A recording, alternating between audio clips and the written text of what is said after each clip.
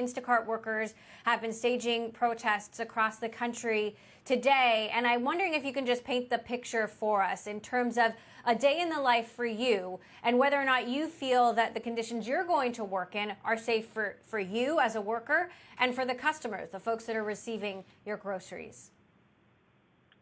Thank you so much for having us here and giving us a voice. So our walk-off started yesterday, and I feel like we got some really good support and feedback and participation.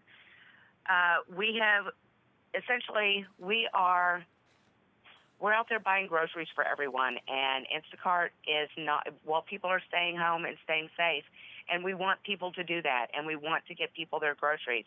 Instacart has continuously refused to meet any request for testing, for PPE, for, truthfully, hazard pay. We're on the front lines and we're doing this, and what they want to pay is pennies, and they're counting on the fact that we're broke and we're desperate. We don't have savings plans. We don't have savings accounts. We're all 1 week away. And granted, many cities have put restrictions on evictions and utility cutoffs and this, that, and the other. That just means you can't do it right now. We still have to pay these bills at some point. So we still have to make this money. We go into stores where people are afraid to go into. It's different than picking up a food delivery where all you have to do is pick up food that's been left on a counter and then take it to a house and set it on their front porch.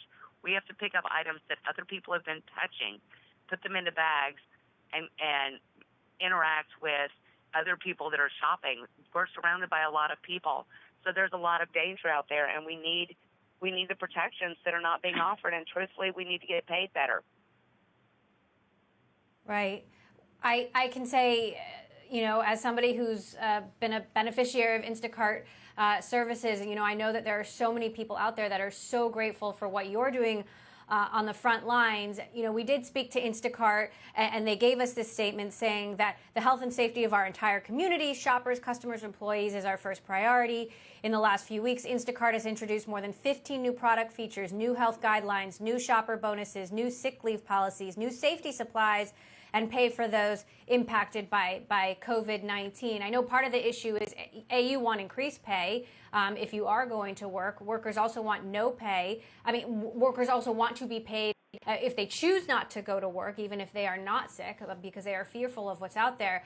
Why isn't what Instacart is saying that they're doing enough for you? Well, truth is, those are just empty words. They're not doing any of that. They've not provided us with any product. They've not provided us with any compensation. They are not doing one single thing to help keep us safe and thus keeping customers safe. They are not doing one single thing.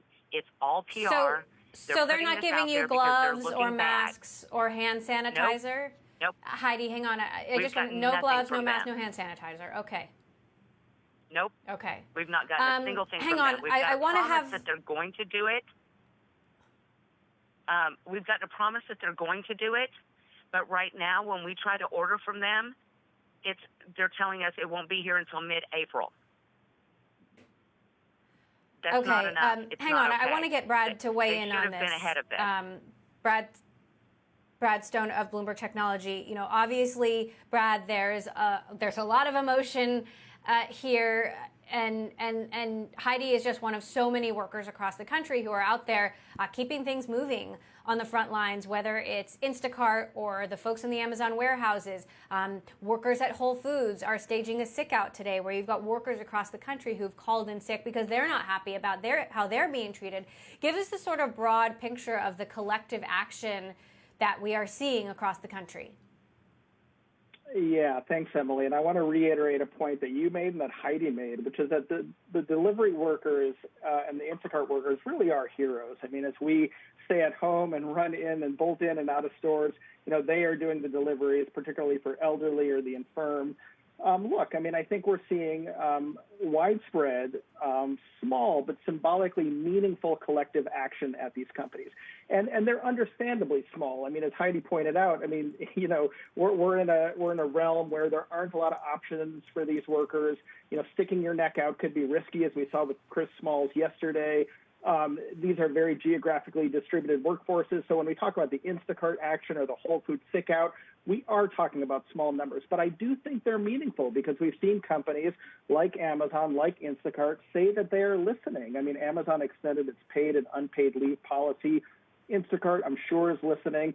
These companies are trying to bill these actions as being statistically insignificant, but I think it's hard to argue that the number of actions are picking up. People are listening. We saw something similar with McDonald's workers today. And look, these workers at a very difficult, hazardous time are asking for more protection, and those requests are very reasonable. Heidi, what are your Can I add plans something here if real they quick? don't give you these protections? Will you continue to work? Go ahead. Right now, I'm participating 100% in the strike. I'm not going back until we get what we're asking for, which is so minimal right now. It's so minimal. But I want to respond to something that was said. Instacart isn't listening. They're not listening, and they've never listened to us. They give a lot of lip service, and they want to pretend it because we make them look bad. They're not listening. We've just had two confirmed cases of Instacart in-store shoppers, confirmed cases of COVID-19. Yesterday, while they were busy trying to tell the public that our strike had zero effect on their business, they were also sending out messages to in-store shoppers that they had been working side by side with someone who had COVID-19, who had tested positive. They are doing nothing. And to try and give any of these companies any sort of accolades at all is disingenuous, and it's unfair to those of us that are putting our lives literally on the line. And granted, we're just grocery shoppers. Right. We're not heroes. Truthfully, telling my landlord, well, someone called me a hero, here's, will you take that instead of rent? Doesn't work. Nobody buys it. And it's nice to hear, but we're trying to feed our families, we're trying to keep ourselves safe, and we're trying to keep customers safe. We're trying to keep customers at home.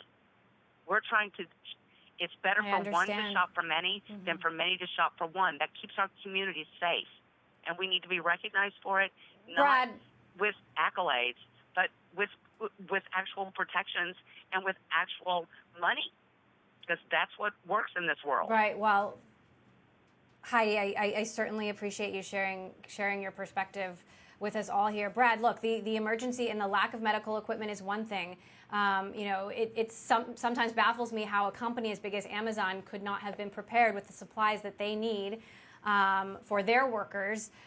Why can't a company like Instacart or a company as big as Amazon pay some of these workers more, especially in a time like this?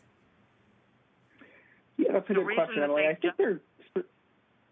Sorry, Heidi, hang on one sec. I think they're kind of caught between supply chain issues and then, really regrettably, I think in Instacart's case, business model issues. So supply chain issues, you kind of outlined the lack of masks, the lack of personal protective equipment. It is kind of incredible that a company like Amazon wasn't better prepared. But as Jeff Bezos and I think Dave Clark had said in their blog posts and their memos to employees, they were having a harder time at some governments in getting equipment. And then on the business model side, I think what we're seeing, or what we were seeing at the beginning with Instacart, is these companies that employ vast workforces of contract employees.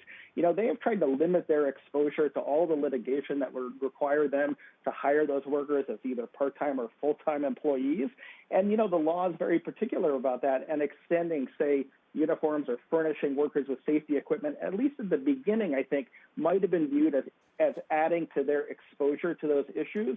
Now, hopefully those companies are reevaluating that because safety does take precedence, but it might have caused a company like Instacart to kind of miss a step when it came to protecting their workers from the kinds of dangers that Heidi's talking about.